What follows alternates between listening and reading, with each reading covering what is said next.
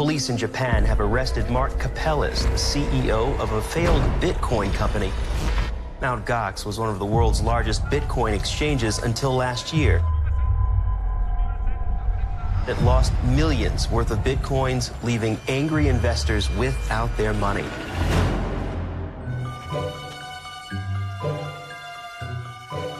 I had no idea who he was, Mark Karpelès, some guy who has a first Bitcoin exchange, and he's sitting on top of, almost $1 billion worth of money. And where did it go?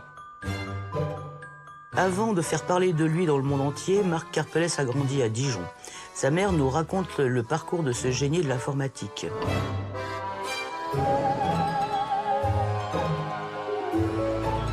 Mon ambition, c'est de devenir maître du monde, mais je pense que je ne suis pas le seul. This whole burgeoning ecosystem and technology was essentially entirely dependent on this, 20-something French guy sitting there in Tokyo, with his cat.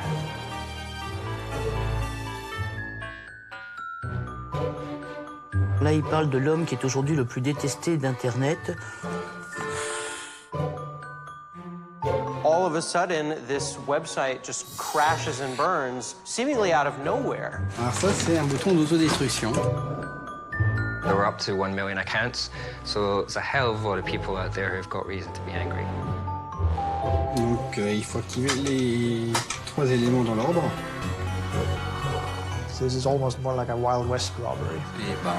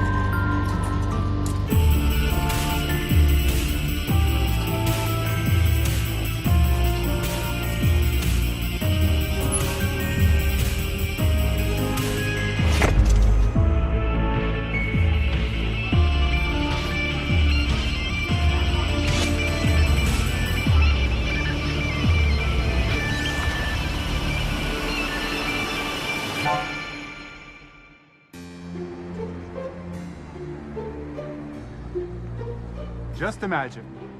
Imagine a bank you can trust. A bank that knows... Imagine, above all, a world without banks or bankers. A world in which the governments no longer control their currencies or its value. This new world is a currency. Digital, free, universal, as easy to use as a credit card, but as discreet as cash. And its name is Bitcoin.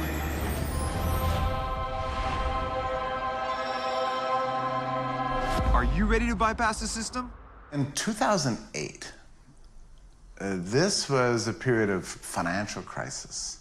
The system almost failed again. But the central banks came to the rescue, printed trillions of dollars to bail out the banking systems and all the large mortgage holders.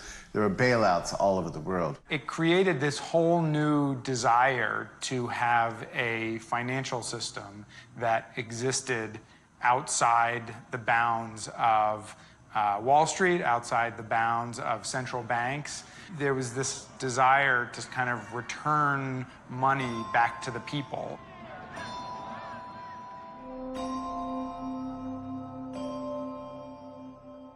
At the time, there was a small group of people that were working on the idea of a new digital money that would be entirely private, be not connected with the government, be global, and purely digital.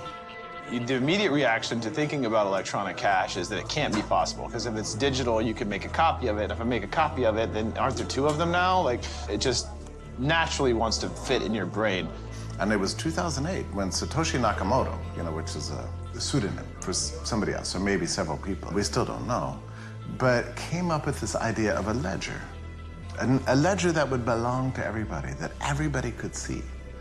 And there would be a protocol to enter and exit the ledger.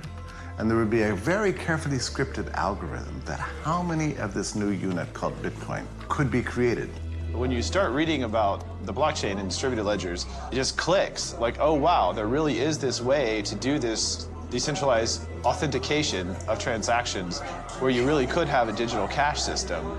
And then it sort of turns on another part of your mind to this whole world of possibilities that weren't possible before.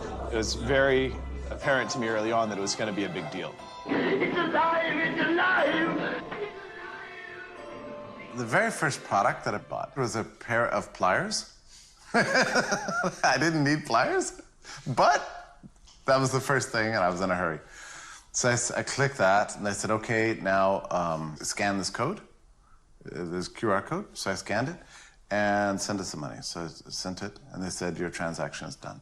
And really, I had a sense, like a breathless sense. They didn't know my name. They didn't have to know my identity. It wasn't based on a trust relationship. They didn't have to access my credit history.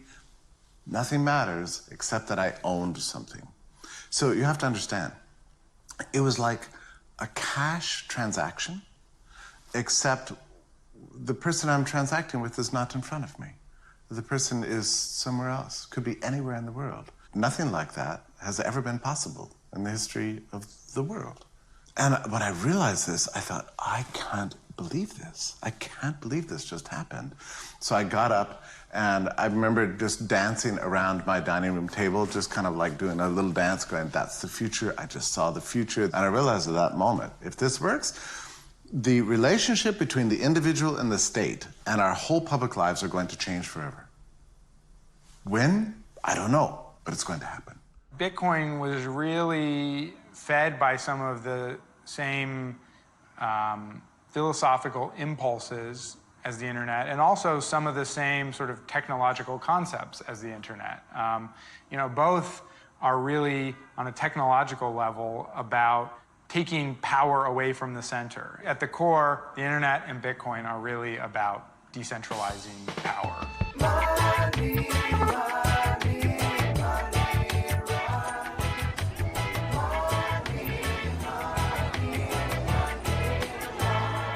Un des slogans du mouvement cyberpunk d'il y a très longtemps, qui imagine un avenir assez sombre, c'est « Information wants to be free ».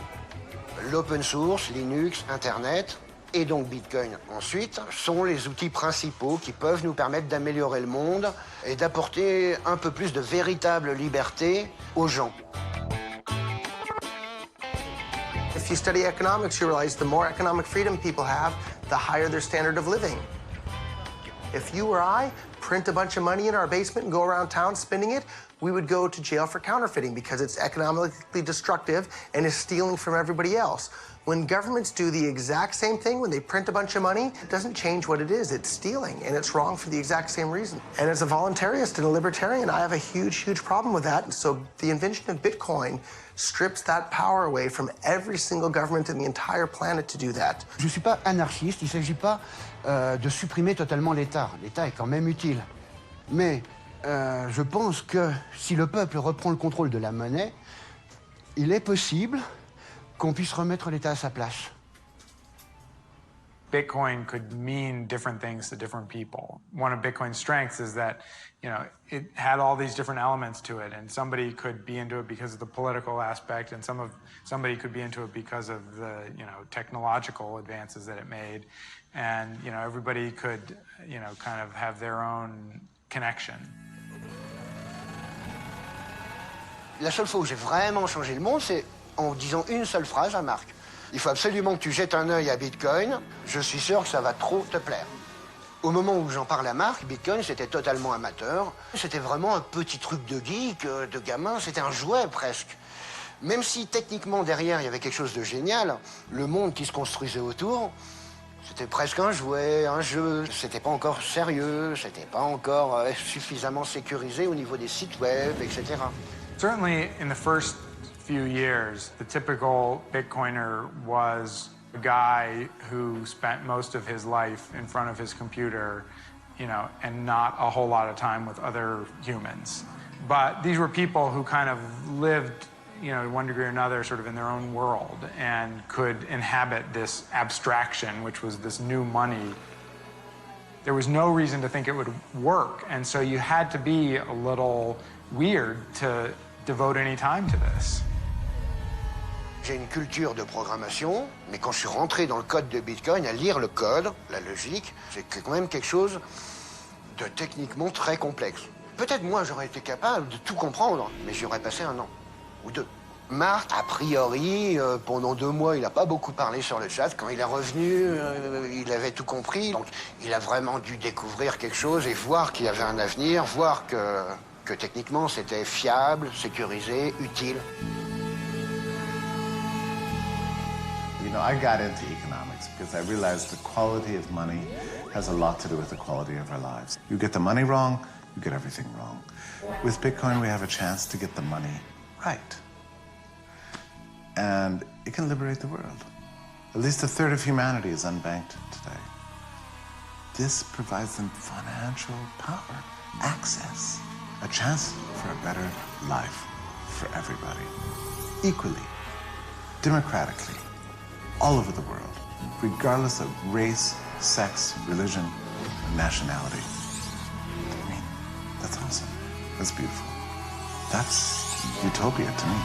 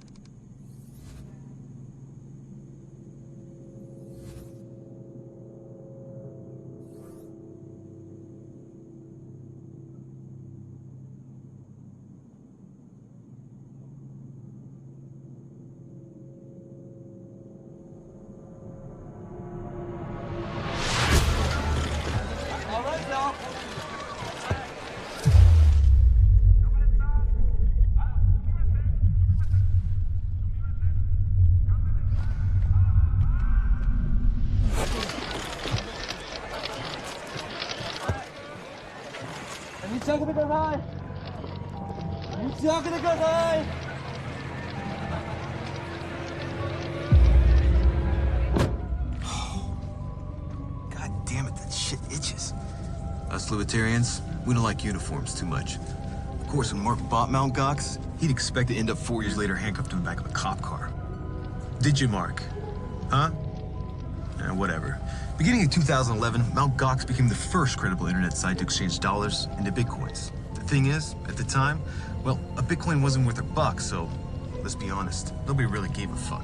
But just a few short months later, the media dragged Bitcoin out of the shadows, and Mt. Gox went from 3,000 to 60,000 clients in just a matter of weeks. And that was the beginning of the glory days. Padre Mark? Isn't that right? Mark!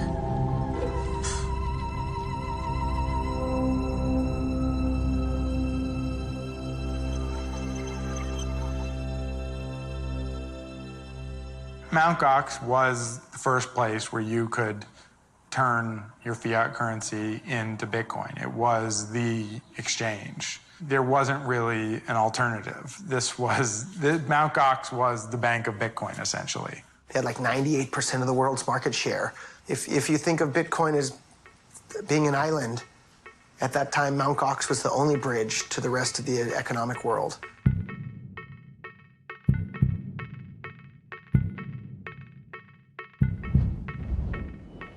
The growth at Mt. Gox was very quick, as we saw, very large increase in users. The first few months after I joined, it started changing, and we were getting a lot more structure and actually overseeing a lot of the business side of the company. As time went on and Bitcoins became more valuable, people would leave larger deposits for a longer amount of time in Mt. Gox. So someone might have $10,000 or $15,000 in their account at Mt. Gox and have it there for 2 or 3 months while they were waiting for a good time to trade for Bitcoins. So Mt. Gox became very popular very quickly, became very successful very quickly. Mark was always a believer in Bitcoin, and he really thought that, this could do something, and he really wanted to make the company work. He was always like in front of a computer late at night, early in the morning, and when he'll be in the office for a long time, it seemed like he was always busy and stressed out, but that he was always like doing something and trying to actually make Bitcoin into something very useful in the future because he really believed in it, and he did talk a lot about it. Mt. Gox is like, his I want to say like his baby.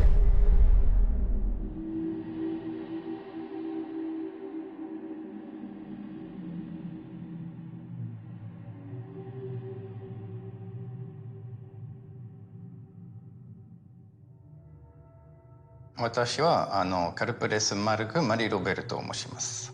1985年6月1日、フランスのシュノーブという町で、マウントゴックスでは代表取締役として勤めていたんですね。Quand j'ai pris Mt. Gox, on était, je crois, 2000 ou 3000 comptes clients. En fait, 2 ans après, on a atteint le million de clients. Donc, c'est une évolution qui est assez rapide. Et je pense pas qu'il aurait été possible à qui que ce soit d'imaginer que ça se serait passé comme ça. En fait, Mt. Gox n'est pas vraiment une banque, vu que la fonction de Mt. Gox n'est pas de stocker ou de contenir des comptes où les gens déposent leur argent pour les laisser. Quand quelqu'un dépose, par exemple, de l'argent sur Mt. Gox, c'est dans le but d'acheter des bitcoins pour ensuite les retirer et les utiliser quelque part ou les garder chez lui. Après, je sais pas exactement comment les clients, eux, voyaient ça. Moi, forcément, au niveau de Mt. Gox, le fait de voir autant de bitcoins stockés, déjà, ça m'empêchait de dormir la nuit. J'ai dû mettre en place tout un système de surveillance.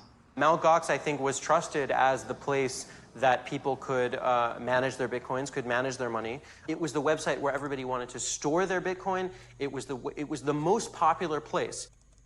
Once you become the central bank of Bitcoin, basically, you become a target. Any Bitcoin company was a target for hackers. I mean, this was just digital money that was just sitting there. This was kind of the simplest bounty system in the world where, you got the password, you had the money. But certainly Mt. Gox was the biggest of them all, so it was the biggest target. Si je me souviens bien, on était en moins $1 début 2011 et en juin, on était monté à $30. Du coup, des nouveaux besoins sont apparus d'un seul coup. Et en l'occurrence, la première solution qui est présentée, c'était de faire des cold wallets qui sont complètement séparés du système. We started using something called a cold wallet, which means that the bitcoins in the wallet can only be accessed using physical means. Donc pour ça, l'idée, c'est d'abord d'acheter un ordinateur au hasard de la boutique, prendre son carton et s'assurer jusqu'à la fin que personne touche à l'intérieur du carton. Il faut aussi une imprimante, s'installer dans une pièce isolée, sortir aussi de l'ordinateur tout ce qui est matériel de communication. On passe à la génération des cold wallets, mettre dans une enveloppe scellée. Et après, il y a l'auditeur qui a servi à générer ce cold wallet, qu'il faut le détruire physiquement. That prevented hackers from ever being able to access the cold wallet because they would have had to have access to the physical piece of paper that had the secret written on it to be able to get into that wallet. So bitcoins would initially go into the hot wallet or the main wallet, be kept there for a little while, and it would be eventually sent to the cold wallet. Bravo. Really, that was rich. What Fat Mark forgot to tell you was a lot of that money he made was off guys like himself, too stoned to go to their dealers. Hey, talking about me? Why should I freeze my ass off in the streets? With a couple of clicks on Silk Road, I can have my shit delivered to my door. Silk Road was this website that was sort of incredibly, you could order drugs as easily as you could order a book from Amazon. The only way that they would purchase drugs and other items on Silk Road was by using Bitcoin. That was the only currency that was accepted. You couldn't pay in dollars, you couldn't pay in euros, you couldn't pay using a Visa card, you had to pay in Bitcoin. No credit card, no trace. He pays in Bitcoin. It's like he was a ghost.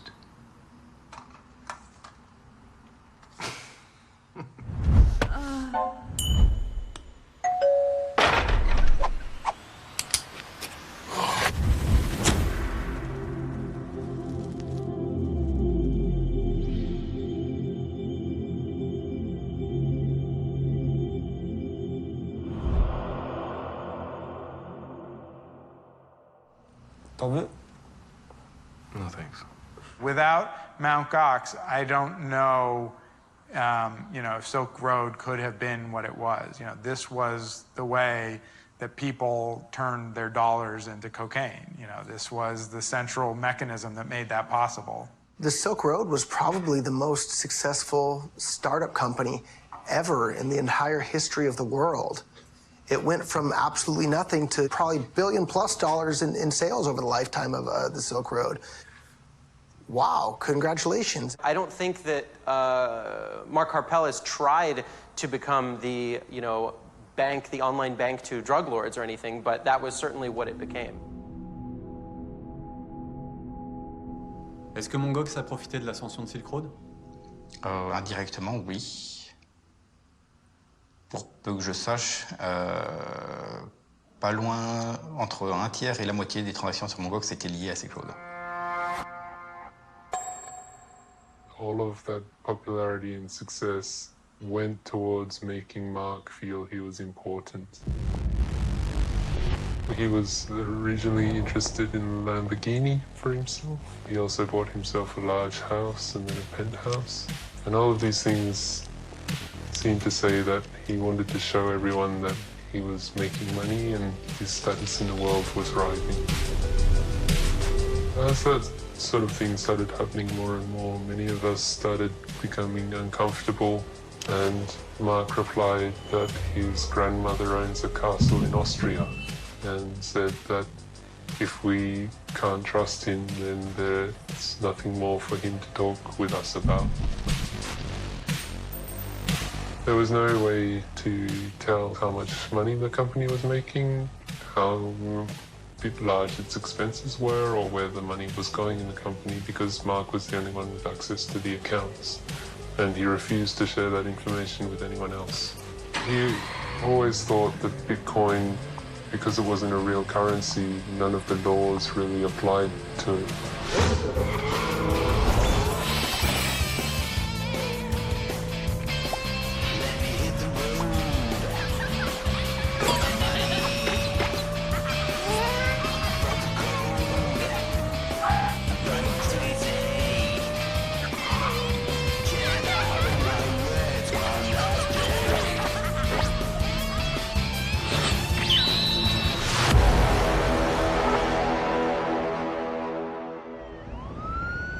My name is Tigran Gambarian. I'm a special agent with IRS Criminal Investigation. We've been around for almost 100 years, and we go back to the days of organized crime, Al Capone. Of course, I have to put that out there. That was a famous IRS case, We're always on the lookout for emerging currencies or methods of payment that could be used to facilitate crime.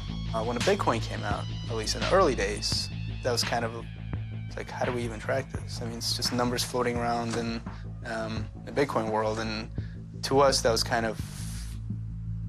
it was a hurdle. Well, government was just starting to take notice of Bitcoin, and like with a lot of new technology, it's unclear how the law applies to it. No one really cared that much until the Silk Road, because you had people selling drugs and telling Chuck Schumer you can't do anything about it.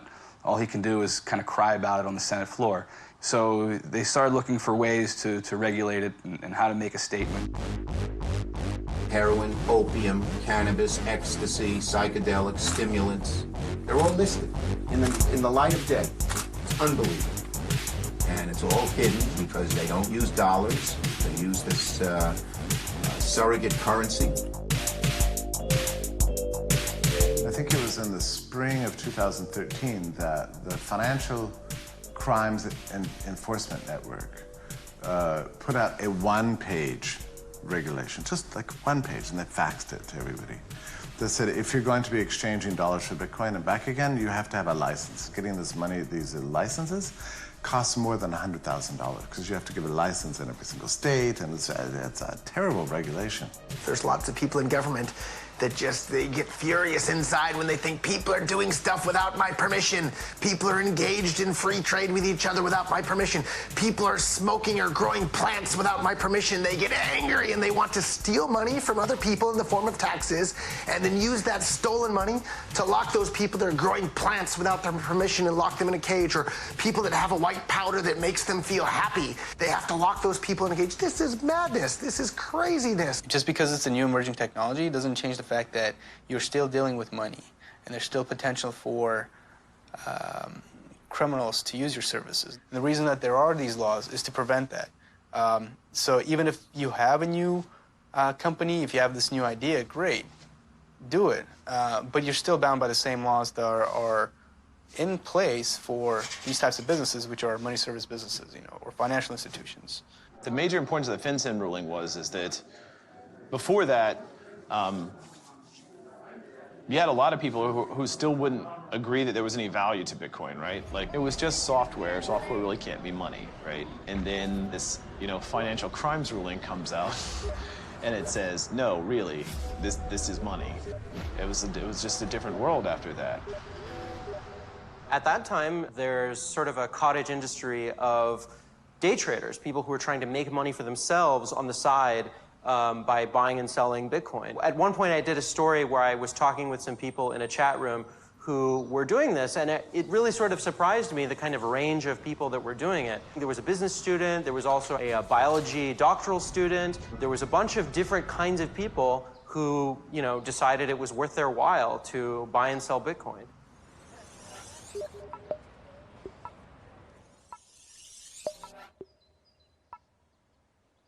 That's when real Silicon Valley firms, Andreessen Horowitz, Union Square Ventures in New York, started to make their first investments in this space.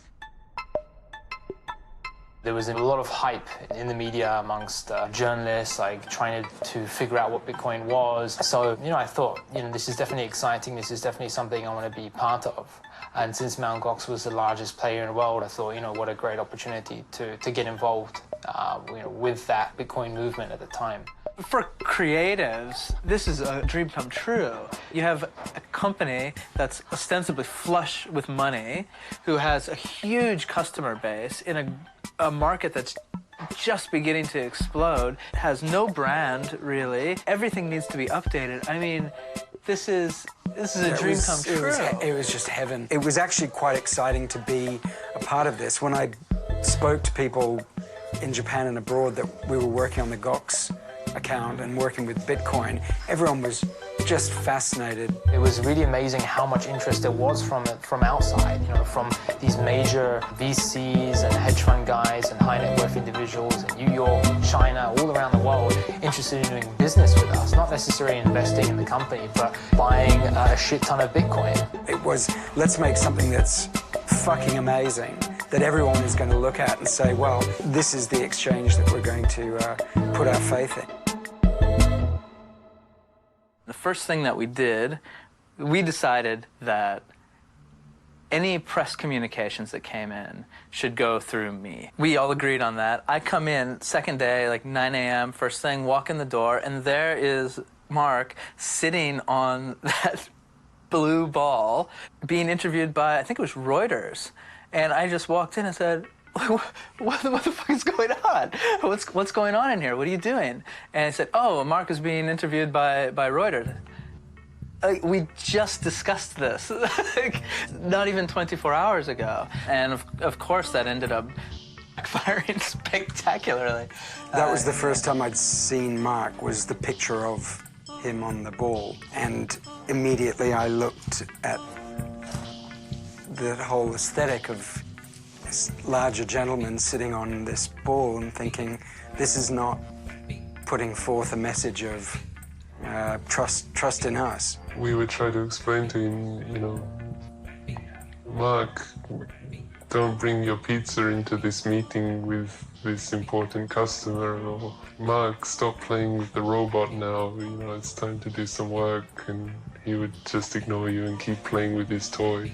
There was no CTO, there was no COO, it was just Mark at the top, and then pretty much everyone else. It was like the widest, shortest pyramid ever.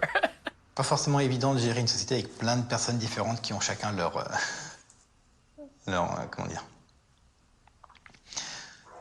atouts, etc. Leur manière aussi de comprendre les autres et de communiquer.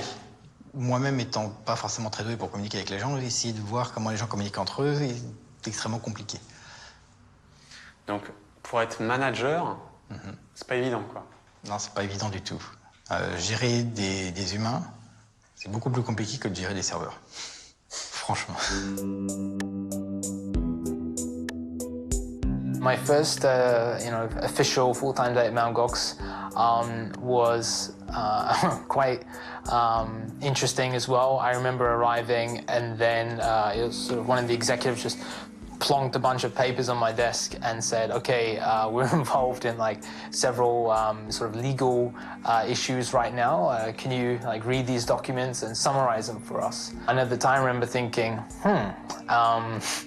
legal issues, number one, and number two, like, shouldn't this be given to the lawyer? People crying, people not knowing what's going on, people backstabbing in there, people who would come and go, the guy with the big swirly scarf around, these stories about Neil throwing stuff at the walls and shouting matches, and all of the stuff that was going on there. Every day, it's like, you walk in there and you're like, I can't believe, like this.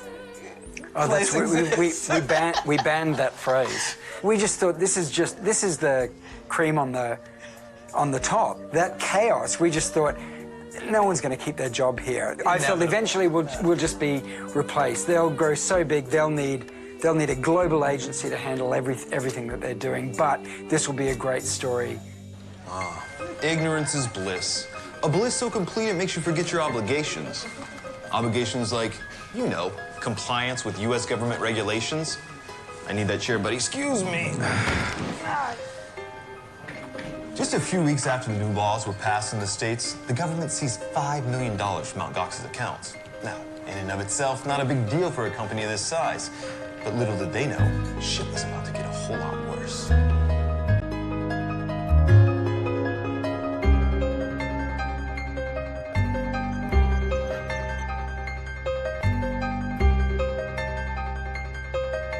Après la saisie, on a commencé donc tout de suite à rentrer en contact avec les procureurs aux États-Unis qui ont opéré la saisie pour essayer de discuter avec eux et de voir de quelles questions. Et les premières questions qu'ils ont eues, c'était au sujet de Silk Road. Mt. Gox, and they weren't doing this from the start, they were supposed to take 2 forms of ID, bank account information, all these things to verify who the users are. It makes a good strategy for law enforcement. If you can get everyone roped into this one central database, then you just take that database and go after the criminals. Alors, les négociations qu'on a eues donc avec le DHS et avec les procureurs américains étaient en particulier au sujet de fournir des informations donc, sur Silk Road et sur les comptes que le DHS pensait liés à Silk Road, en échange donc de nous rendre ces 5 millions de dollars. En ce qui concerne donc tout ce qui est collaboration avec la police, etc., je suis, disons, pas particulièrement libertarien ni rien du tout. De mon côté, j'ai jamais vraiment eu de problème. C'est pas vraiment le cas. Disons plutôt que j'ai jamais vraiment eu d'opposition au système de police, etc. Donc, je ne vois pas de raison de ne pas coopérer. Following the Department of Homeland Security investigation and the seizure of our accounts in the US, Japanese banking partners freaked out. I remember seeing the executives from the banks visiting our office more and more frequently, and then over time they imposed limits, in terms of the amount of transactions we could do with them per day, in terms of the currencies that we could actually be dealing with, and which eventually enabled us to survive as a business only on enabling like transfers in Japanese yen domestically. And when you consider that more than like 95% of our customers at the time weren't based in Japan and weren't transacting in Japanese yen, this is a major blow to how we could operate. The only way to send people money was from the post office. That was it. On planifiait nos virements. Donc on commandait auprès de Musero la somme en liquide. Et le jour venu, on récupérait le liquide. On se retrouvait avec entre 20 et 70 millions de yens en liquide. Ça fait entre 200 et 700 000 euros. Donc on prenait nos petits sacs, bien lourds, remplis de liquide. Et on remontait la rue, direction opposée à Shibuya, jusqu'à la poste. Mark, to his credit, busted his ass trying to send money to people. People did get withdrawals, just real slow. We wanted to communicate and say the banks are screwing us, but we couldn't say that, right? Because then the bank could easily just shut down all of our accounts and we would be screwed. We wouldn't have any banking partner in Japan. Our hands were kind of tied in many situations where we wanted to communicate. I was concerned when there started being fiat withdrawal delays at Mt. Gox, so I agreed to make a video for them, and I wrote the words myself. I read my own script, and I chose my words very, very carefully. And even to this day, everything I said in that video is true. I regret having made it for them. I'm Roger Veer, longtime Bitcoin advocate and investor. Today I'm at the Mt. Gox World Headquarters in Tokyo, Japan. I had a nice chat with Mt. Gox CEO Mark Karpelès about their current situation. I saw that he had over $100 million US in their bank account. That's a lot of money. And then he showed me a letter from the same bank that all that money was held in, and that letter from the same bank told them that they're allowed to send 10 international wires per day, and they're allowed to send about the equivalent of $1 million US domestically per day. Obviously, that's not enough for a business of Mt. Gox's size to keep up with the demands of their customers. I'm sure that all the current withdrawal problems at Mt. Gox are being caused by the traditional banking system, not because of a lack of liquidity at Mt. Gox. For now, I hope everyone will continue working on Bitcoin projects that will help make the world a better place.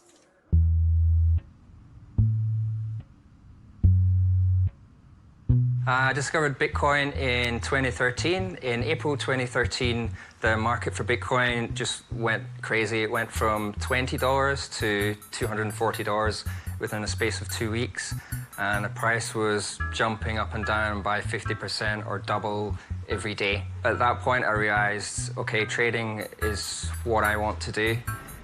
So I gave up my freelance work and I started trading full-time. March 2013, there were bank runs in Cyprus, and that's when the price of Bitcoin first spiked. It went to about $160, and I was really kicking myself. If I had just, made a simple investment at $10, right, I could have made a ton of money. And that's when I said, that's it. I'm going to find a good time to buy. I'm not going to look back. And I wired Mt. Gox some money, and then I was in the game. So there was a period of amazing excitement towards the second half of 2013. Bitcoin was going up it was hanging around 100, 140 for a while, then it stayed around 200 for a bit, and then it just started shooting up. Nobody was really sure why. And then the Silk Road bust happened. That's when I got kind of nervous. And there was a lot of speculation in the forums by people about, well, is the price going to collapse? What's going to happen to the volume on the exchange? And I think some people started selling. This was, I believe, the end of October. And I just held. And sure enough, when November happened, when November 1st hit, the price started to go up. And that whole month of November, it didn't stop. And I had held the whole time, and I just kept holding. I put my money on Mt. Gox to do some trading, and quickly realized that I had no idea what the hell the market was doing, and I shouldn't be trading. I just held and watched it go up. It was just rising like crazy, so went 120, 240, and it just kept going up and up and up, and suddenly it was at $1,000. I'd be in front of my computer just kind of cheering on the price. It was great. I go to the gym to work out, and I couldn't stop looking at my phone, right, tracking what was happening. It was a wild ride. And so at the end of that month, November, I think the price was around $1,200 or something. I didn't really want to sell my Bitcoins yet, but I wanted to get them back off Mt. Gox after trading. I asked for the coins back, and it was a slow response. It was actually my birthday. I remember it very clearly. I was in Paris in a hotel. I don't know why, but I was thinking I really should withdraw my Bitcoins from Mt. Gox. I went to my computer and started a withdrawal, and I checked an hour later, and they hadn't come out. They told me I needed to verify my account, which they never asked for before when just dealing in Bitcoin. To receive a bank wire, they'd want it. And that's when things started to go downhill.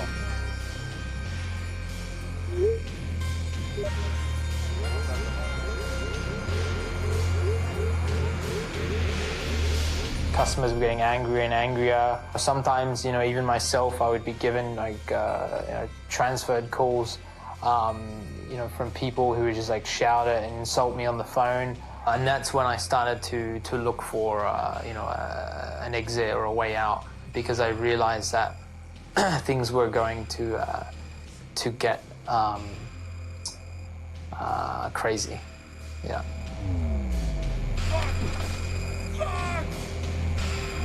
Up until early 2014, Mark had been able to say, I can't get dollars or yen through to you because of these limits that they're imposing on me. But once people couldn't take their Bitcoins out, that pointed to a much more fundamental problem, because if he had the Bitcoins, he could have sent them immediately. And a couple of days later, I woke up and I already knew I had to go there. I think my mind had decided while I was asleep, you must go to Japan. There was a snowstorm that day in Tokyo. There was literally an igloo on the street of Mt. Gox. It was freezing. I went down there. The street was almost empty. I pulled out my sign and I felt monumentally stupid.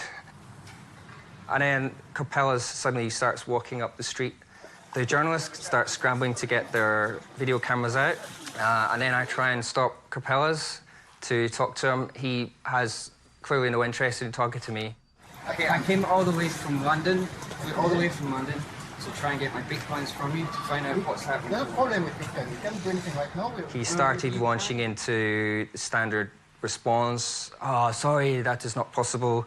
There are technical problems. But I, of course, as a techie, I knew that a technical problem wouldn't stop them giving Bitcoins back. So do you still have the Bitcoin? Do you still have everyone's Bitcoin? He was pretty concerned about that question. Eventually, he pushed past, got into the building and said, don't come inside. That was one. I don't expect that their company's going to last much longer. I think it's about to collapse. And I expect that no one's going to get their money back, but we'll see. By that time, I just left Tokyo, actually, and had relocated back to Hong Kong. This was in early February 2014. And I remember a friend of mine who was aware of what was going on with Mt. Gox called me directly and said, remove like any mention of Mt. Gox from your LinkedIn profile. And then I asked him, like, okay, why? He said, like, just don't ask any questions. Just do it. Mt. Gox unexpectedly shut down today. One of the world's biggest Bitcoin exchanges has filed for bankruptcy. Faillite retentissante du système d'échange de Bitcoins. La plataforma de la moneda virtual Bitcoin Mt. Gox se declara en quiebra. The scale of it was just so absurd. Mt. Gox. Mt. Gox hundreds of millions of pounds and prompting the sharp fall in the value of the currency. I felt like I had been punched in the stomach and I couldn't believe that. Que es posible que haya sufrido el robo de todos los bitcoins que gestionaba a causa de un ataque informático. What the fuck? Like, what do you mean that there's like no Bitcoin? What do you mean that we're missing this many Bitcoin? How could you lose 800,000 Bitcoin? T'as un coffre principal dans une banque. Généralement, quand tu l'ouvres, tu t'attends à trouver une montagne d'or et puis là, t'as juste 3 grammes de sable dans un coin. C'est pas... Il y a un problème, quoi. You can't lose all of them before you notice. That just seemed absolutely insane. If he had said, like, oh, we lost a few $1 million, like, you lost a few $1 million? Are you kidding me? Now, tell someone that you just lost, like, $800 million. $1 billion. Like, at the peak, it was $1 billion, isn't well over it now, and see how they react.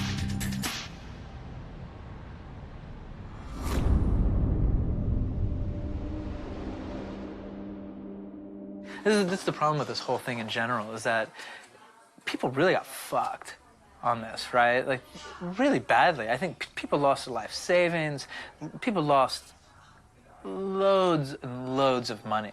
And I don't want to be seen as making light of this in any way, but it's just so absurd. I had just over 300 Bitcoins in Mt. Gox, which before they crashed the price would have been worth about $300,000. Of course, after they crashed the price, it was worth less than half that.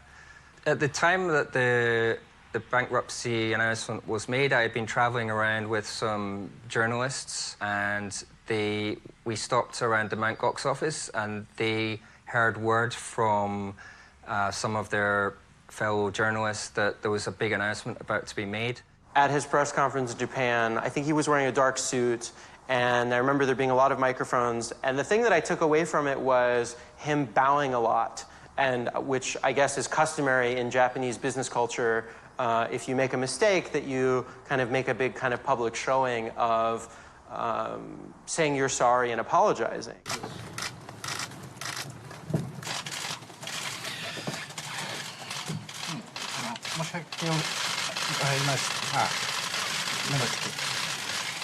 Sur le moment, l'émotion ne me permettait pas de prononcer le moindre mot. J'ai été obligé de faire beaucoup d'efforts pour réussir à juste prononcer les quelques mots que j'ai préparés et répétés dans ma tête pendant 30 minutes. システムに弱いところがあって、ビットコインがいなくなって、みんなにその結果でご迷惑をかけてしまって、本当に申し訳ありませんと思います。C'était un petit peu le point culminant de tous ces 3 ans de stress. C'est-à-dire qu'après 3 ans, le pire qui pouvait se passer s'est produit, et je me retrouve face à je ne sais pas combien de caméras et de journalistes en train d'annoncer au monde entier que voilà, c'est fini, que j'ai pas été à la mesure de faire ce que j'étais en train de faire. Et c'est quoi le pire là-dedans? C'est les caméras, c'est de devoir dire que t'as pas été à la mesure de... C'est quoi? C'est de faire face, en fait, à ses propres... mes propres... Comment dire? Mes propres limitations. Parce que t'avais pas voulu les voir avant ou... Non, c'est... Comment dire?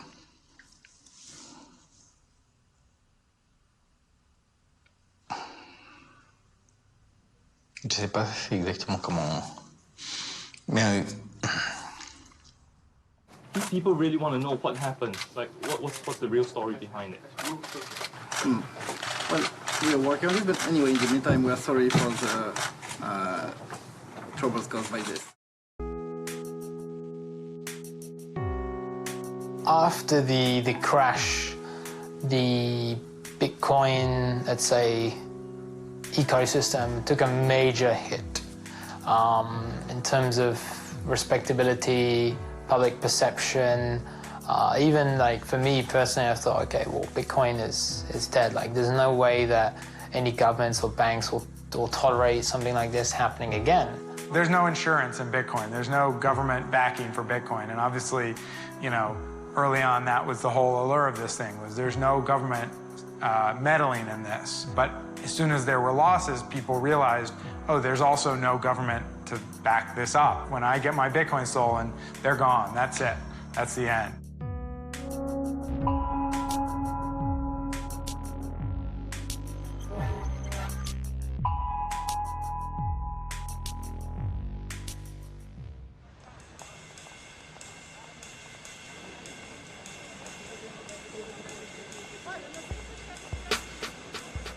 During the first half of 2014, a lot of people started investigating this and seeing if there was anything that could be done. Well, there are probably 2 reasons for why it can be really hard to trace Bitcoin, despite it being inherently traceable.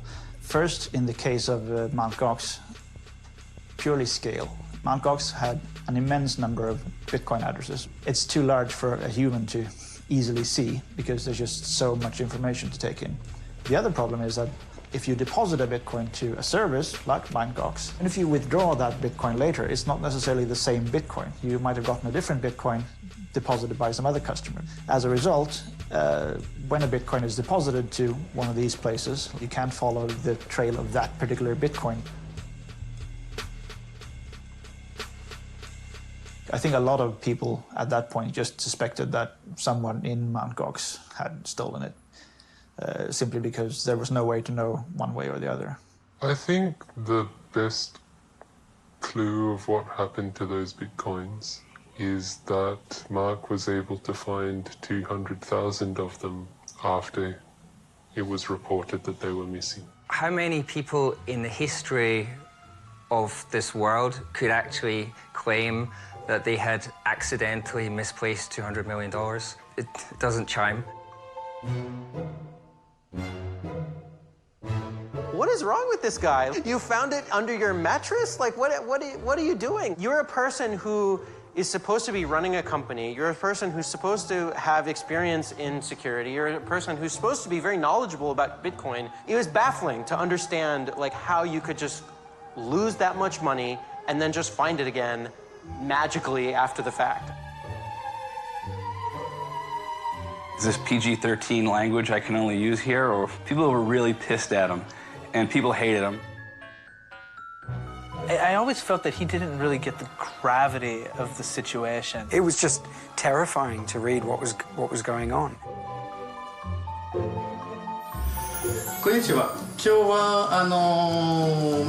うちの特製のアップルパイの作り方を説明します。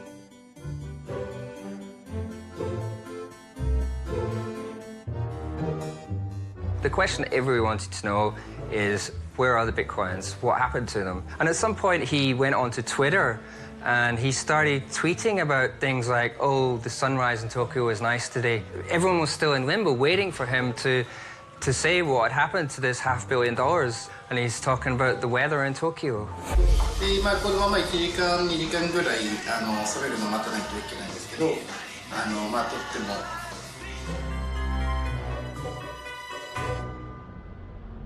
I had been working at the law firm. This guy came to us who was a former Mt. Gox employee, Nils Arderstad. He had a lot of information about Mt. Gox, so he was very interesting to us because he could give us a lot of insight. And if Mark had done something criminal, he was going to, be a good source to help us learn about it and help us prove it. And so he had this story about Mark giving him a death threat. I went with him. I walked with him back to the Mt. Gox office. I kind of looked around with him.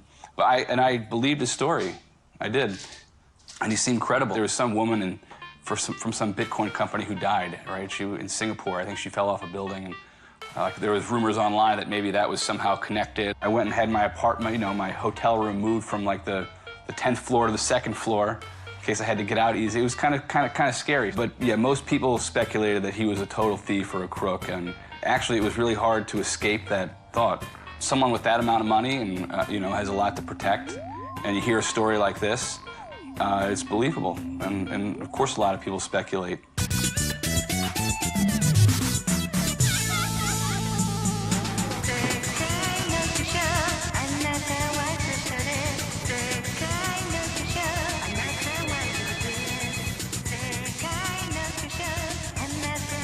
And 僕たちはこいつ怪しいんじゃないかと。我々週刊誌だけでなくテレビも含めた、かなりの数の報道機関が彼の家の周りを取り囲むようにして、何社もいた状況だったので、彼も家の中から一歩も出ないっていうコンクラベみたいな状況にはなってたんです。To protect your anonymity, we will reenact this interview. So, do you prefer to be a woman or a man? A man will be fine. ビットコインというのは一般の読者にとってはなんだか難しくてよくわからない事件でした。彼が外国人であること、太っていること、服装がちょっとだらしないことなど、全部含めてキャラクターがあったということは事実です。メディアとしてはとても表現しやすい人物だったと。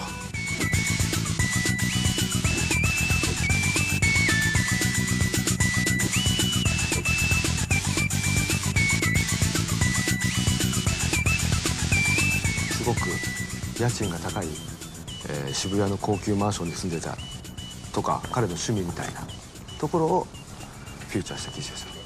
あとはカルプレス自体変なところで庶民的というか、コンビニの弁当を好んだりだとか、日本のアニメの無視しを好んだりとか。オタク、このジャパニーズオタク。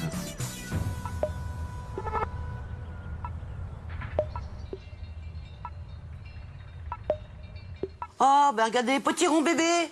Je peux faire glisser, là? Ah oui, bien sûr, je vous dis, il n'y a vraiment rien de secret. Bon, on parle de nos chats, on parle un peu de deux, trois choses, mais vraiment rien, il n'y a rien de secret, quoi. Il y a même pas grand-chose, il n'y a même rien d'intime. Nous avons une correspondance à base de photos de chats absolument incroyables. Oui, il y a les photos de Tibane, il y a tout. Donc là, c'est le nouvel appartement. Puis il y a Julia aussi. Il y a Tibane et il y a Julia. Julia? C'est l'autre chatte. C'est un autre chat. Puis je lui avais envoyé aussi la recette des flûtes fribourgeoises. avec des photos et différents stades de préparation de la flûte féribourgeoise. Voilà. Qu'est-ce que vous avez pensé la première fois que vous avez appris cette nouvelle? Première chose que j'ai pensé, qu'est-ce que Robert a à faire là-dedans? Marc a à faire là-dedans. Et puis après ça, en creusant, j'ai découvert que mon fils était en fait le PDG de MT Gox.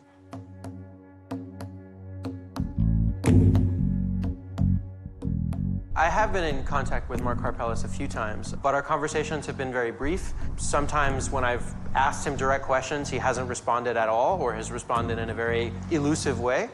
We were able to reach his mother. She herself said that she had no information from him. You know, it's a bit strange that he doesn't seem to have anybody who he really trusts or who he communicates with. He doesn't communicate with his family. He's divorced from his wife. He doesn't seem to have any allies, as far as I can tell. He lived in this world of hackers where you proved your worth through your code. You didn't prove it through, you know, what you wore or what you said. You did it by what you typed into a computer. Il a été déterminé, testé, mesuré, si je puis dire, comme surdoué. Bon, ça n'a pas été facile parce que j'ai été toute seule. J'ai toujours essayé d'être avec lui autant que je pouvais. Il a fait comme tous les surdoués ont dû faire, composer. Et ça, j'ai toujours veillé à ce qu'il fasse l'équilibre et qu'il ne soit jamais seul. Parce que j'ai aussi vécu ça. C'est trop facile de s'isoler complètement dans le monde des adultes, de s'intéresser plus qu'à des sujets d'adultes, de plus avoir un seul copain. Et puis quand vous sortez dans la rue, vous avez l'impression d'être au milieu des extraterrestres. Parce que vous êtes tellement pris dans un sujet et un seul, tellement développé dans ce sujet, que le reste finit par ne plus exister. 3 or 4 times his wife came to the office crying and begging Mark to spend time with his son. And he just ignored her until she left. Mark is a very strange person. It's easy to believe that maybe he has some sort of mental illness, Asperger's, or some other social disability. He is not like most people, and he doesn't sort of have the human emotional range that you expect of most people. He's kind of a still character, and so I think it's easy to kind of imagine him as sort of non-human form because he just doesn't have a lot of the human traits that you expect. Il a conscience de ne pas réagir aux conventions sociales comme on s'attend de lui et du coup, il s'adapte en conséquence. T'es jamais sûr si c'est lui qui joue un peu un rôle ou si c'est réellement sa manière à lui de répondre à cette situation. Je connais moins bien Marc que je ne connais Robert, je dirais. Robert, c'est le petit garçon que j'ai élevé. Et Marc est un homme complet, fait, marié, divorcé, père de famille. Donc en fait, il a fait un peu comme on faisait jadis au Japon, justement, de changer de prénom quand il s'est marié. Quand il est passé à ce qu'on pourrait appeler l'âge adulte.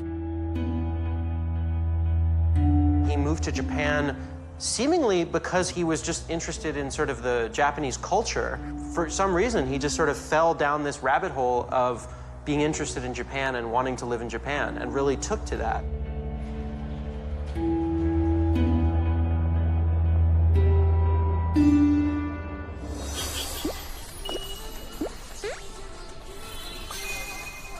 Karpeles さん知ってますよ。お弁当気に入ってくれて毎日いらっしゃって本当の日本人ですね。優しい子ですよ。私のマキコとも仲が良くてね。あ、マキコ、マークさん優しいよね。I think Mark loved Japan, but I think Mark was still in the, you know, everything is sparkly and shiny and Japan is wonderful phase of his life. Oh.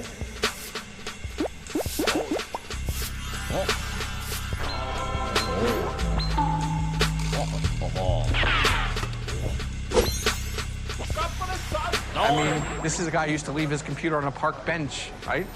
And was amazed that people in Japan would bring it back. Not everyone is so kind. But I don't think he saw what was coming. I think that one of the factors is that because he's not Japanese, and he doesn't have a lot of street sense, I don't think he actually anticipated that I'm going to be grabbed for the failure of this company and be put in jail. And that's a hell of a wake-up call.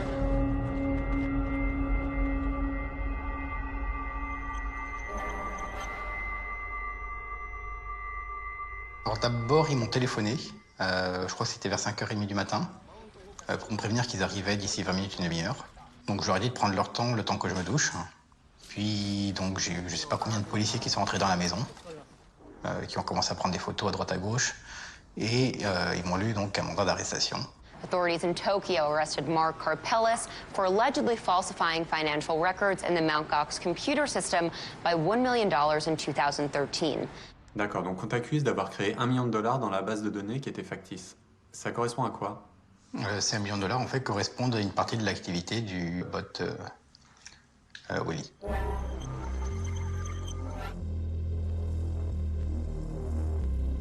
警察の審査が始まる前に一部の人たちがウィリーボットというのを見つけて審査リポートを書いたんです。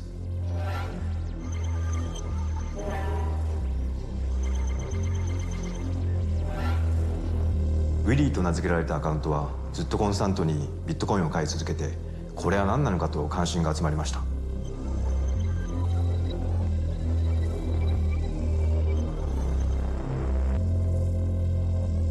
このウィリーボットというアカウントがビットコインがどんどんなくなったことの主犯だと僕も考えていますし、警察も考えています。一番の問題はこのウィリーボットが誰のアカウントだったということ。実はマークしかこのウィリーボットにアクセスできる権限がなかった。警察がこれに気づいたのがマークを犯人だとする決め手でした。 Yes, indeed, there's strong evidence that this was indeed a bot running at Mt. Gox and doing these trades. And furthermore, he was running without any real money backing it. So definitely fraudulent. This was clearly a very interesting phenomenon, a very suspicious phenomenon, and a strong candidate for what could have happened to the bitcoins. But if you look at the later parts of Willy, in 2014, it suddenly flips around, and instead of fraudulently buying lots and lots of bitcoins, it seems to be just selling them back to the same Bitcoin market and roughly the same amount that it initially bought. It would sort of cancel each other out, or at the very least, it made us think that maybe this isn't the whole answer. Maybe there's something else. 650万のビットコインがなくなった責任はマークにあります。彼が逮捕されないことはありえないでしょう。I think it makes for a very gratifying villain in this case. He's slightly odd and quirky. He seems out of place, as here's this normal, socially awkward geek that runs one of the biggest Bitcoin companies ever, should be swimming in money. And of course it makes for a great story if he is also some sort of a master villain that steals all the Bitcoin and makes everyone think someone else did it. So yeah, I think he just makes sense from a narrative point of view that paint him as the villain. It makes perfect sense for a detective story, but maybe not in reality.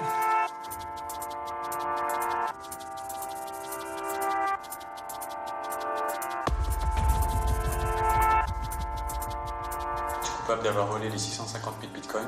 Clairement pas. As-tu volé l'argent de tes clients? Non. Willybot est-il responsable de la disparition des bitcoins? Non plus. Qui a créé Willybot? Willybot, à la base, fait partie de Mt. Gox, donc avant que je prenne la main sur Mt. Gox. Mais qui opérait Willybot de 2011 à 2013? De 2011 à 2013, donc, c'était moi. Et avant, c'était Jed.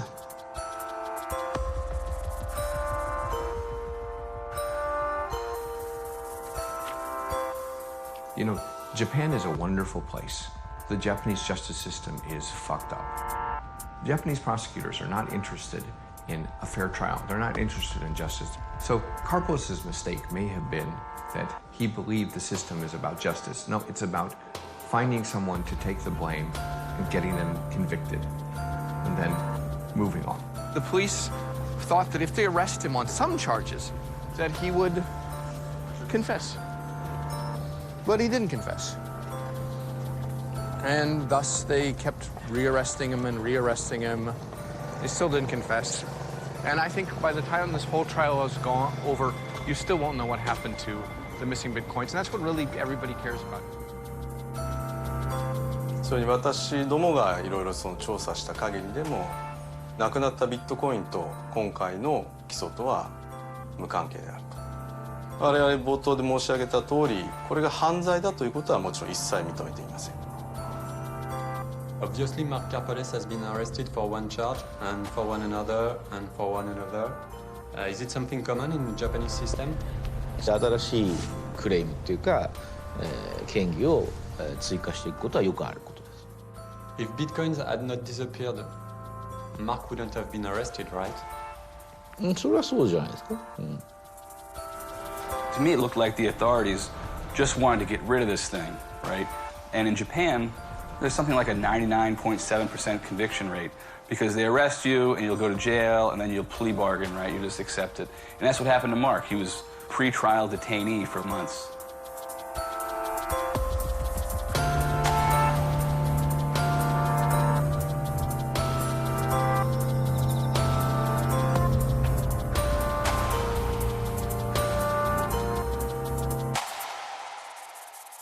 À la base, comme je dis, c'était pas supposé durer aussi longtemps.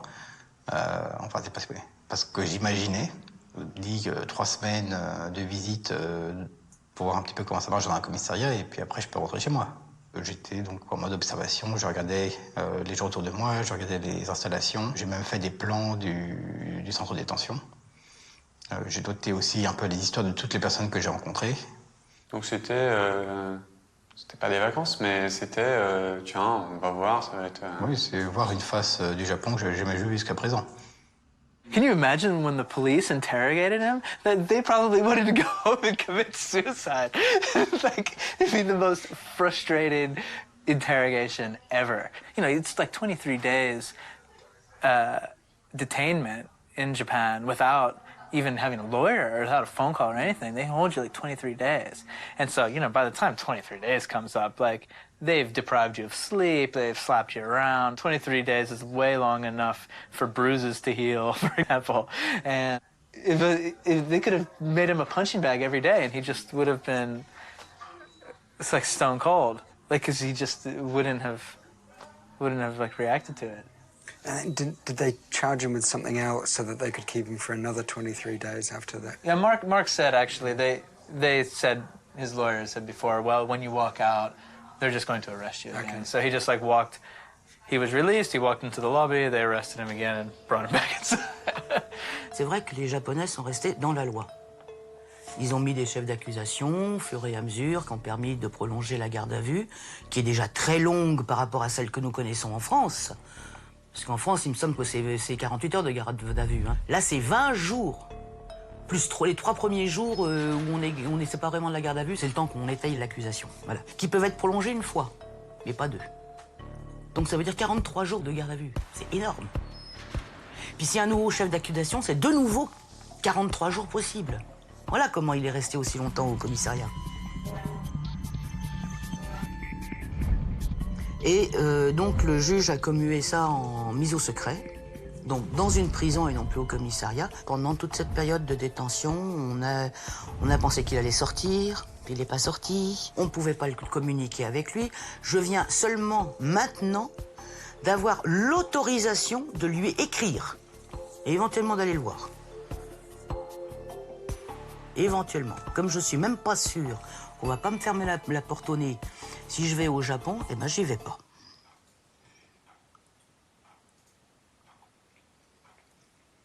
De toute façon, je sais pas très bien ce que je ferai.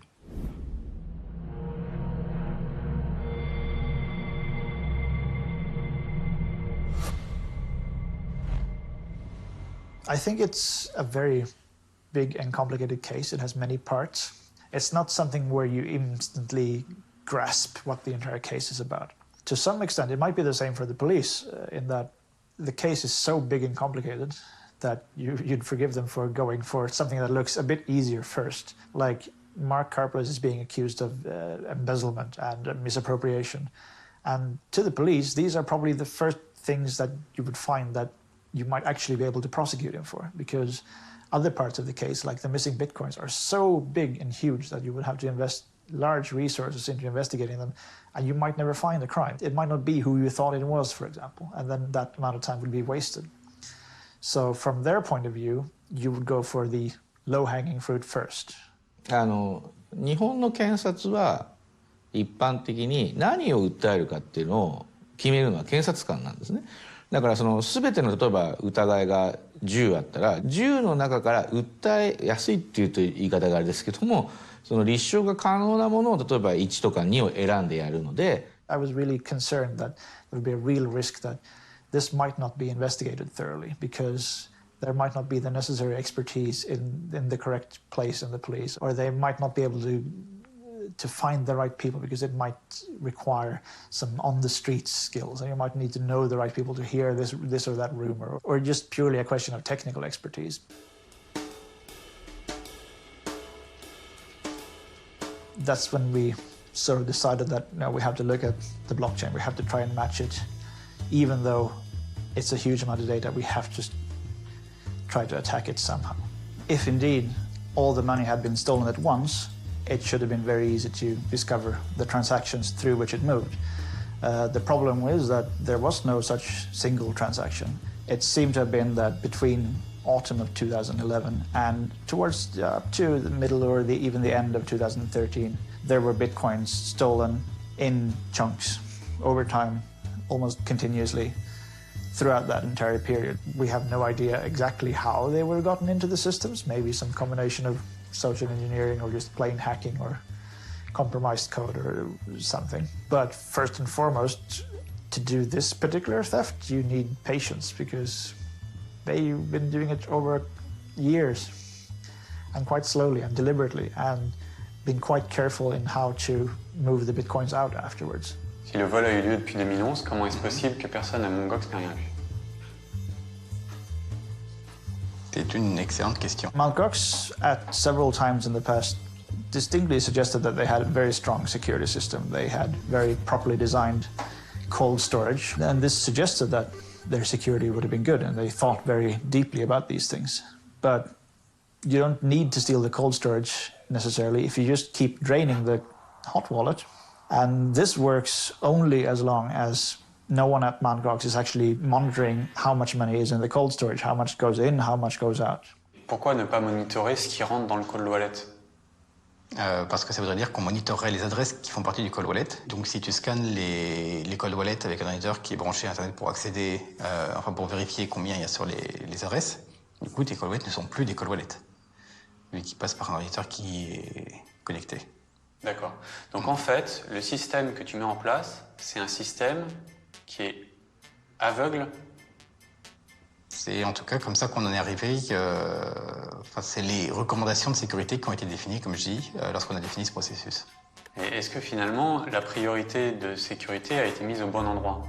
Parce que là, le fait d'être aveugle, ça veut dire que s'il y avait une faille dans ton système, tout s'écroulait. C'est ce qui s'est passé d'ailleurs. Oui, en grande partie, oui, mais...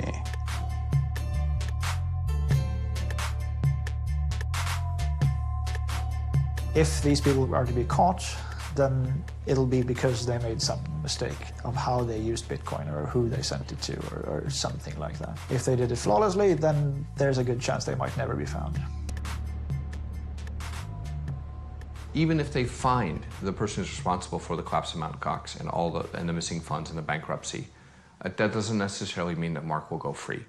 The system doesn't want to lose face. They see something clearly went wrong. Someone has to pay some kind of price. So I think right now they're at this point where they're trying to figure out, well, what are we going to do about this? They're buying time. I think they're still trying to build their case. やはりマルクがなかなか普通では計り知れないぐらいの才能の持ち主であるので、彼がこのデジタル技術を使って何をするかわからないじゃないかと、そういう畏怖感を持たれていて、そうであるがゆえにですね、新しい証拠を作るんじゃないかとか、でその部分でやっぱりもしかするとこういうふうに長期化しているのかもしれないなという気は我々はしています。今一番僕らが不便感じているのは、検察側からマウントボックスのデータを開示受けた時に僕らの手の中に分析できる人がいないっていうわけですね。一番ベストの分析をしうる人っていうのはマルクですから。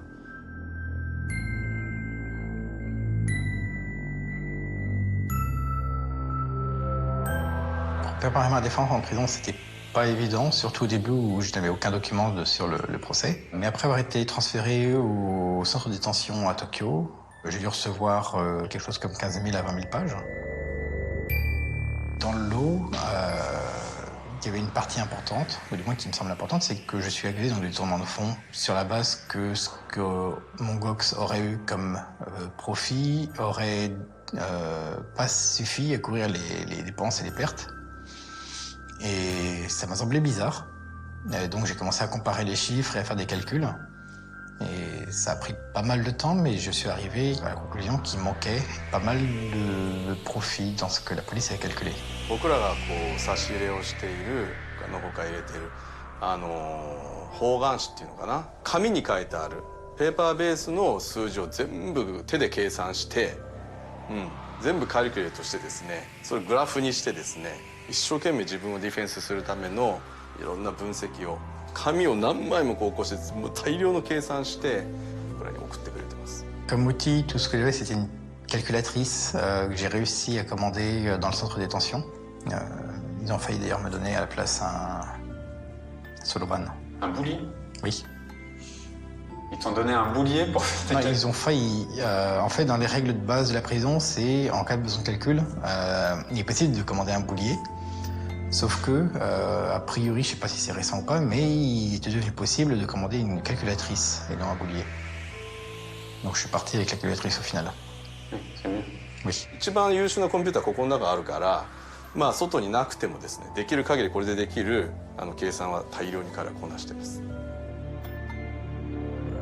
Alors en fait, ce qui se passe, c'est que donc j'ai sorti différents éléments pour montrer que la comptabilité de la police était fausse et qu'il y avait au moins quelques centaines de millions d'yens en plus qui n'a pas été compté, mais c'est juste une partie. En réalité, il manque encore plus que ça. 今の段階では本当にそういう意味で我々としてはマルクの保釈を早く実現することがマルクの弁護のためには必須不可欠だとは思っています。Pour que les procureurs puissent gagner de façon sûre, il leur faut que j'ai été capable de me défendre. Et pour que j'ai été capable de me défendre, il faut qu'il n'ait pas fait obstruction à ma défense. En l'occurrence, effectivement, mon GOX, ça c'est des millions de transactions, c'est un volume de données énorme. Quelque chose qui n'est clairement pas traitable à la main. Et donc, le fait que les procureurs refusent, par exemple, de me donner l'accès à un ordinateur, pourrait vouloir dire simplement qu'ils m'ont empêché de me défendre correctement. Et auquel cas, l'affaire peut être refaite de zéro. Et ça pourrait les embêter. ビットコイン取引所マウントボックスの元社長マルク・カルプレス被告は今日午後東京拘置所から保釈されました。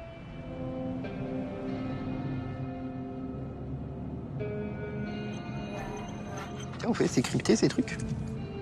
Non, ça. Donc c'est-à-dire que n'importe qui avec un récepteur radio peut savoir ce qu'on dit? Sans doute. Alors là, pour le coup, j'en sais rien du tout. Oui, bah, clairement. Hein.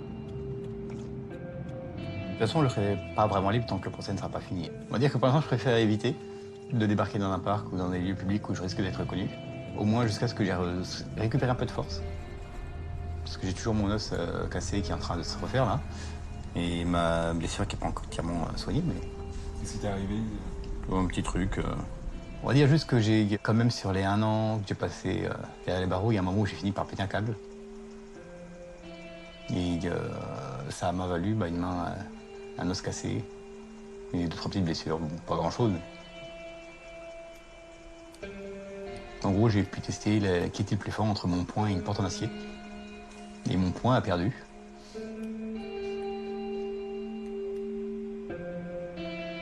J'imagine que pendant la prison, tu t'étais fait un plan de ce que tu allais faire en sortant. Oui, j'ai fait tout un tas de plans en fait. J'avais entre autres un plan d'acheter un vieux bus et de le réaménager en une sorte de camping-car géant avec des panneaux solaires. Et le problème, c'est qu'en fait, vu que je suis libéré sous caution, j'ai une obligation de vivre à une adresse précise et de notifier la cour si je déménage ou si par exemple je pars en vacances. Donc du coup, ça veut dire que si je veux faire ce genre de bus, je pourrais pas l'utiliser avant un certain temps, c'est un peu dommage. Où est-ce que tu as merdé pour en arriver finalement à te prendre un an de tôle Je pense que d'abord, la première chose, c'est lors de l'acquisition de Mongox. L'offre initiale de Mongox, c'est pas d'argent initialement payé, juste 6 mois où on partage moitié-moitié les revenus, et puis après 12% départ. Sur ce coup-là, oui, j'ai complètement...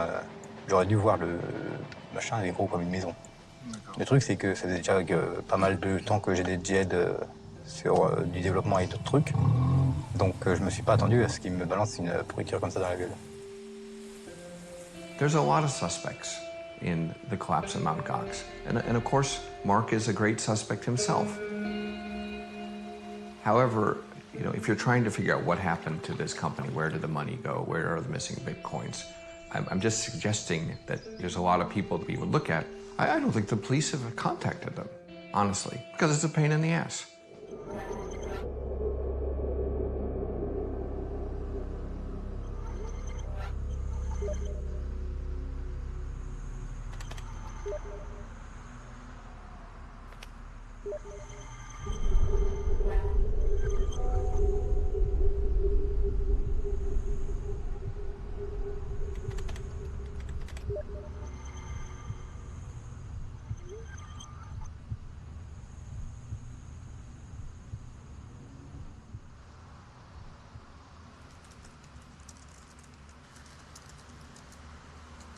We got a giant envelope full of papers.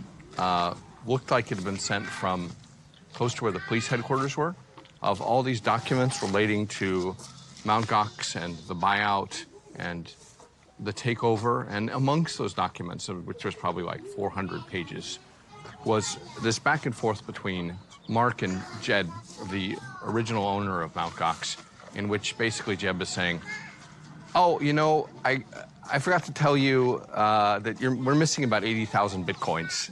There's a whole bunch of different ways you could sort of make up the difference. Good luck. Mark is just thinking he's getting, a wonderful deal on like a solid gold horse, but he doesn't know that it's basically a Trojan horse that's painted gold. L'offre était vraiment intéressante et il m'a semblé être une mauvaise idée d'enquêter plus et de perdre du temps et de risquer de perdre cette offre. Et du coup, je l'ai directement accepté sans me renseigner et savoir qu'est-ce qui motivait réellement le fait qu'on me propose de reprendre mon Gox sans avoir rien payé de base, enfin avec des conditions qui étaient quand même extrêmement intéressantes. In English, we usually say a fall guy. Someone to take the heat, someone to take the rap. A fall guy, a sacrificial lamb.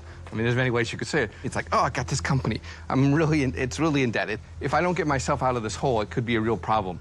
Oh, but here's this guy who wants it. So if he signs up and takes it on, he takes on all the debt too. So it's all Mark's problem. We have tried to reach Jed McCaleb several times. Nobody seems to be able to find Jed. And we know that he's alive, hopefully.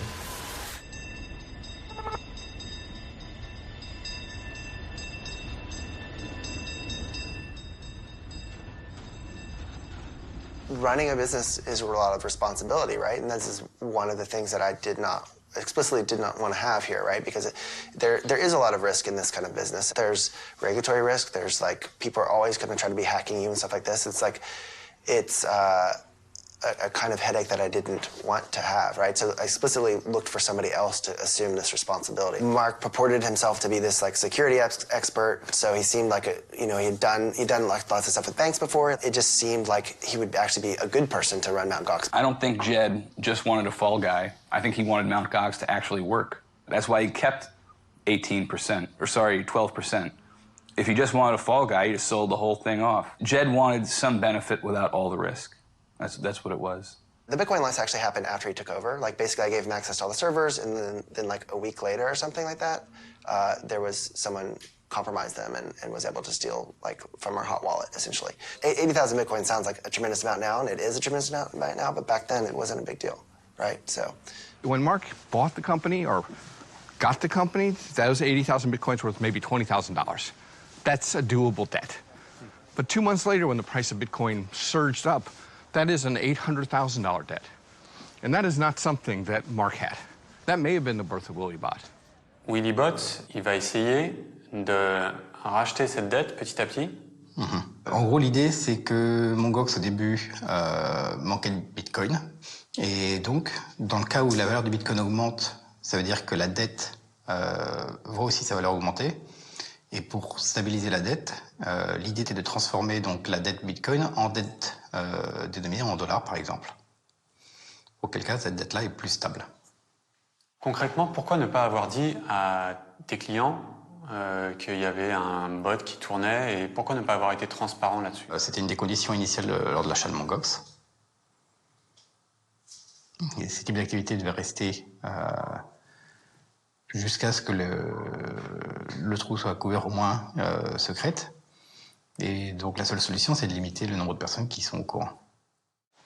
Buyer agrees to indemnify seller against any legal action taken against buyer or seller with regards to mountgox.com or anything acquired under this agreement. Okay, well, it just says that Mark's going to indemnify Jed if any action is taken against, against Jed regarding Mt. Gox. It's not non-disclosure. I mean, he can talk about whatever he wants to talk about. It's like pretty standard legal clause where, as a seller of something, the buyer indemnifies you to make sure that they're not going to come back to you later and be like, sue you for something that you no longer have control over, right?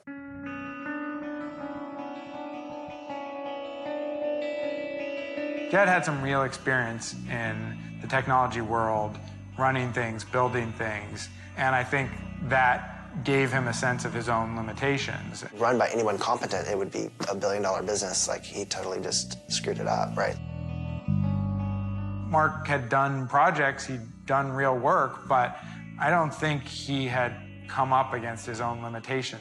Probably with Bitcoin, he was forced to become at least somewhat aware of them quite quickly. But I think Mark also had an ability to blame others rather than to sort of accept his own role, his own shortcomings. Some people are good at running a business, some people are good at coding, some people are good at writing, people have different strengths, right? And it's unfair to expect someone to be able to do all of it, but it's not unfair to realize where your weaknesses are and try to find people that can help you fill in the gaps, right? And I think that's part of being successful is knowing where you need help and you should get people to come help you with, right? Mark knew, he learned, I think, pretty quickly in the first few months that it was a lemon and what the problems were. And that his passengers in the car, right, the customers, he didn't tell them about those problems, and they ended up getting hurt. À partir du moment où ces conséquences, tu te rends compte qu'elles ne te concernent plus toi seulement, mais qu'elles concernent des milliers d'utilisateurs, est-ce que tu te dis pas que quelque part t'es pas fait pour ce boulot? Des moments effectivement où je dois me dire ça. Problème, une fois que j'ai commencé, je me vois dans une situation où je ne peux pas facilement descendre en marche. C'est-à-dire que mon GOX est lancé, on est dans une situation où il y a des bitcoins qui ont été volés. On est obligé de faire comme on peut pour que ça tienne. Il y a une partie du fonctionnement dont on ne peut pas parler ouvertement. Et cela fait que donc amener quelqu'un de nouveau pour prendre les choses en main, c'est pas vraiment quelque chose de possible. Quand tu dis « on ne peut pas en parler ouvertement », c'est pas « on ». Oui, c'est moi, c'est... C'est toi tout seul, tu peux même pas en parler à tes employés? En final, j'en ai parlé à peu près à personne. Donc ce secret des 80 000, pour toi, c'est de là de tout vient? C'est une partie de ce qui a fait que je suis resté ficelé à cette position.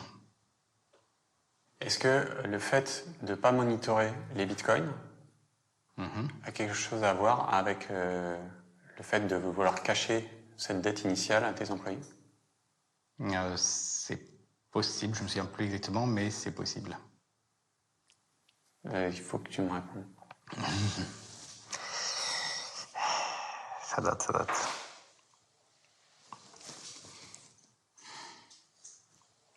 Même si on avait gardé des comptes de Bitcoin, je ne pense pas que ça aurait été rendu public, même au sein de la boîte.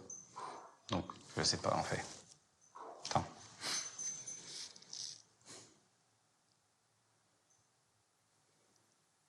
Est-ce que tu crées un système aveugle pour ne pas avoir à dire à tout le monde qu'il manque des bitcoins?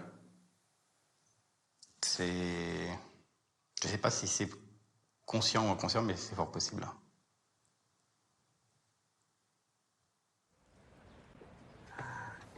How are you? Oh, pretty good, pretty good. How are you? I'm good. Good to see you again. Come on in. Nice to see you. Over there.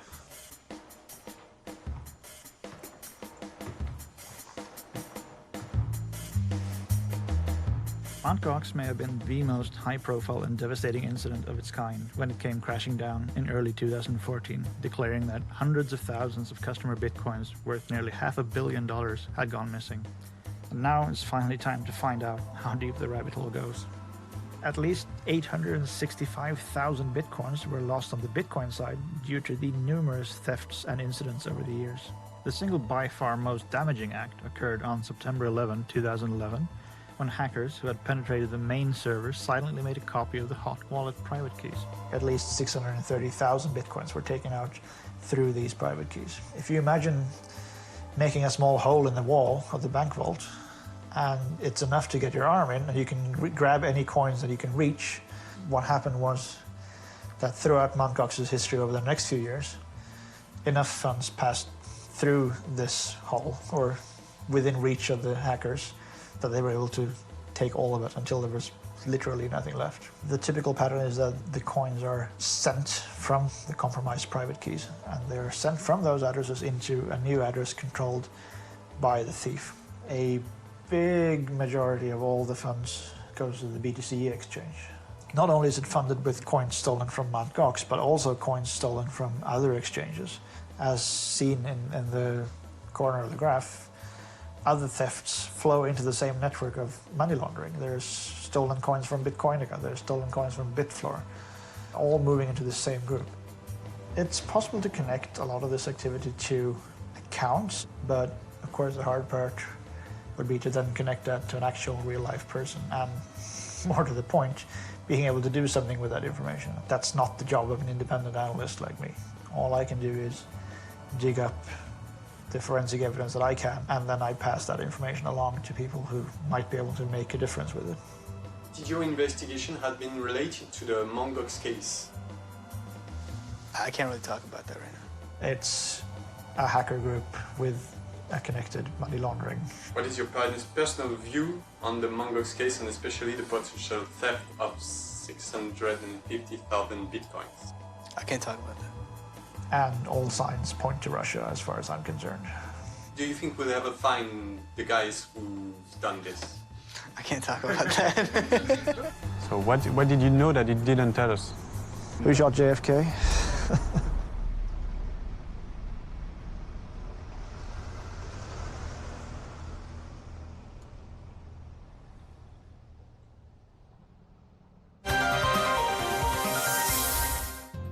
Arrested Alexander Vinnik, accused in Bitcoin billions of dollars fraud, according to BBC. A 38-year-old co-owner of the BTC exchange was arrested in Greece. Vinnik is accused of more than $4 billion laundering. It is known that he had been charged with 21 counts, including laundering stolen funds from MTGOX. No public comments have been received from Alexander Vinnik. Experts believe that, in general, this situation is even positive for Bitcoin. Too many people were naive, you know? You have to remember that the early people in the Bitcoin space, they were not sophisticated investors, monetary economists, high-flying financial guys, whatever. They're just really naive code monkeys, really. Just nerds and geeks. Nice people. Plain. So they didn't know. They got robbed. They got robbed.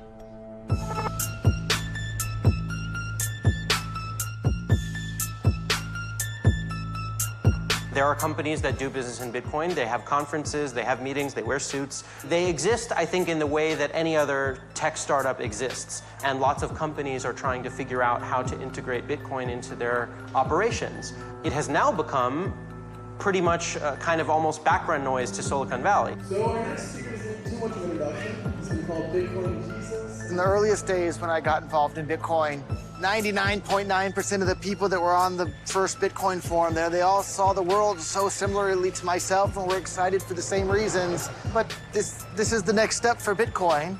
If Bitcoin's going to grow to influence and change and improve the entire planet, then everybody has to be using it, not just the early libertarians or early computer nerds. We need the businessmen and the bankers, and everybody else has to be involved. We need everybody all together. So change is sad, but it's part of life, too. There are few utopian schemes that manage to survive the real world. And, Bitcoin was no different. Even if it doesn't, fulfill somebody's philosophical beliefs, it works. Bitcoin inherently a bad thing? Is it an evil thing? No. But it can be used for bad things.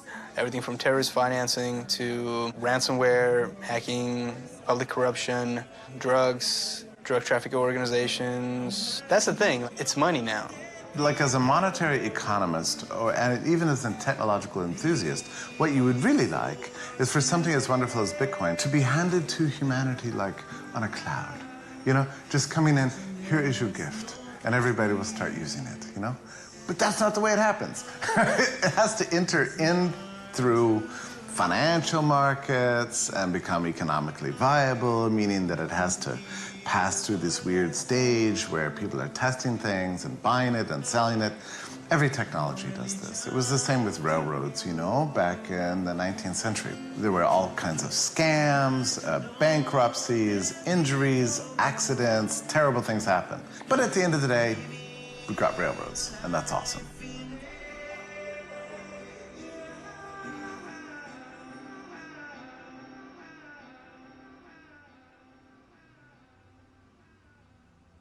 Mark Karpelès, who is almost like a theoretical physicist put in charge of, landing a man on the moon, probably not the right man for the job. I mean, it must be frustrating to be Mark and have once been one of the most influential people in the world of Bitcoin, have access to a huge amount of money, and now be here in Japan in limbo, accused of crimes he didn't really commit. His reputation destroyed, no money, certainly not the missing 500,000 Bitcoins. Lots of people angry with him.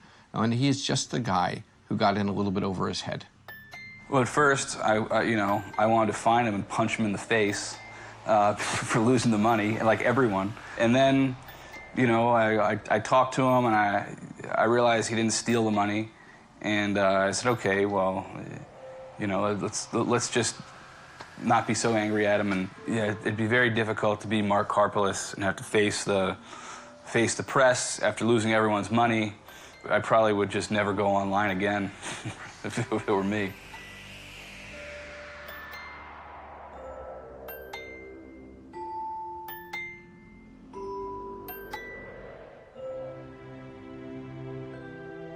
J'ai été libéré d'un gros poids d'une certaine façon avec la disparition de mon GOX. Mais j'ai toujours cette histoire de procès en cours, mais j'ai aussi un certain nombre de devoirs envers les clients qui étaient clients de mon GOX. Toute cette affaire, c'était beaucoup de remise en question et c'était aussi un grand coup dans mon ego professionnel d'avoir été hacké, d'avoir manqué, d'avoir vu ça pendant des années, d'avoir au final commis un certain nombre d'erreurs qui ont amené à cette situation. Dans le sens que ce qui s'est passé, c'était clairement un manque de compétences de ma part. Après, on peut m'accuser de pas mal de choses. Mais d'avoir volé des bitcoins, non. Enfin voilà, c'est... Est-ce que tu apprends de tes erreurs ou pas? J'apprends, oui. Enfin, en tout cas, j'ai l'intention... c'est mon intention d'apprendre de mes erreurs. Après, je sais pas, je me vois pas de l'extérieur. Je suis moi, donc j'ai une certaine limite dans ce que je peux voir. Je sais pas si ce que j'apprends et la façon dont j'adapte mon comportement est adéquate ou pas. Certaines personnes qui nous ont dit qu'ils ne seraient pas étonnés si tu étais atteint du syndrome d'Asperger. Tu vois ce que c'est le syndrome d'Asperger? Oui, je connais ce que c'est, mais... Est-ce que ça te parle ou est-ce que tu trouves que c'est fantasmagorique ou... C'est pas impossible, je dirais. Quand j'étais jeune, c'était pas trop à la mode de faire ce genre de dépistage. Mais c'est, comme je dis, c'est pas impossible. Quand je regarde sur le net, entre autres les personnes qui ont ce genre de soucis, je vois pas mal de points communs aussi. En général, les gens qui sont victimes de ce syndrome, ils ont du mal à regarder dans les yeux. Toi, tu regardes très bien dans les yeux. Oui, j'ai beaucoup appris aussi par moi-même à compenser ce genre de soucis. Si je me souviens bien, je crois que c'est quand j'étais au collège, j'ai dû me faire engueuler là-dessus, plusieurs fois. Et du coup, j'ai pris l'habitude d'essayer de me forcer à regarder, donc n'importe quel point sur le visage, le nez ou autre chose. Et en pratiquant ça pendant pas mal d'années, ça devient une habitude. Donc là, tu regardes mon nez? Là, je regarde en fait le coin de ton œil droit. C'est-à-dire que j'ai passé 30 ans à vivre avec moi. Et du coup, j'ai développé un certain nombre de méthodes et comment dire, d'habitudes pour me faire passer pour un humain. Et ça marche beaucoup plus facilement au Japon qu'en France. Parce que par exemple en France, quand tu fais par exemple la bise à quelqu'un, tu fais 2, 3, 4 fois, ça dépend, et t'es vis dans le nord, dans le sud, c'est... Alors qu'au Japon, par exemple, ouais, tu fais un bonjour, ça marche partout. C'est moins stressant. Ça prend beaucoup de place dans ta vie au quotidien, ce réajustement permanent à l'autre? Un petit peu. Ça dépend de la situation, ça dépend de pas mal de choses. Si tu veux un exemple, par exemple, là on est en train de parler, on est assis à une table, je passe peut-être 20-25% de mon conscient à réfléchir à ce que je dois faire avec mes mains. Est-ce que je les mets comme ça? Est-ce que je les mets comme ça? Fermer les mains, c'est un signe psychologique qu'on est fermé, donc non, il faut pas. Mettre les mains sous la table, ma grand-mère, elle dit il faut pas, donc non. Enfin, Mais c'est une volonté de contrôle, alors? Mais c'est... Je passe mon temps à y réfléchir. C'est-à-dire, si je laisse mes mains comme ça, au bout d'un certain temps, je me dis, est-ce que ça va pas être pas naturel de pas du tout bouger les mains? Donc pareil, je regarde aussi ce que tu fais et je t'imite. Tu veux un stylo? Pas besoin, mais...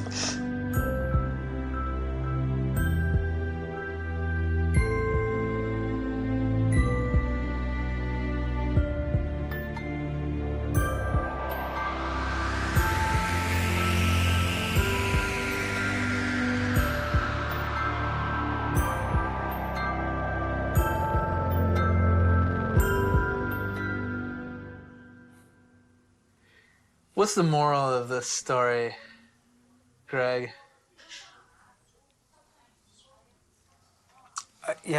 Look, I'm not sure what the moral is here, apart from if you're selling a product, make sure you've got that product before you tell everybody we're open for business.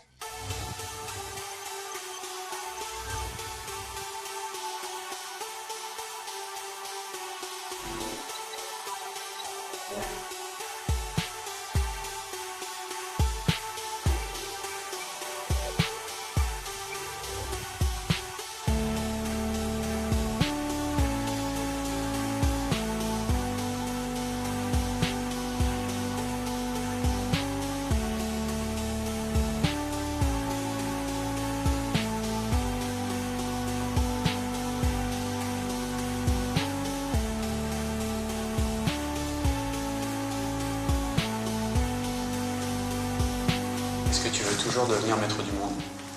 Oui, ça toujours, c'est toujours dans ma liste. C'est un peu plus bas pour l'instant, j'ai d'autres priorités, mais c'est toujours là. I was born from 3.54 megahertz as I look across the store. Oh, motherboard, by your side I always feel at home. Buy myself, always just money at the store. Grab a clip, take a check, that it won't be illustrated. It's a new world, epilogue and play with stock when you're sure. Once and for all, why the show, mind the hacks and the cash flow. Hold down, check the rate, guess. You'd better wait, you're too greedy, losing your soul. She does always be your goal. Full of cons, expensive bet, you buy your house or a limo. Try to ride, but don't forget, it could finish in limbo.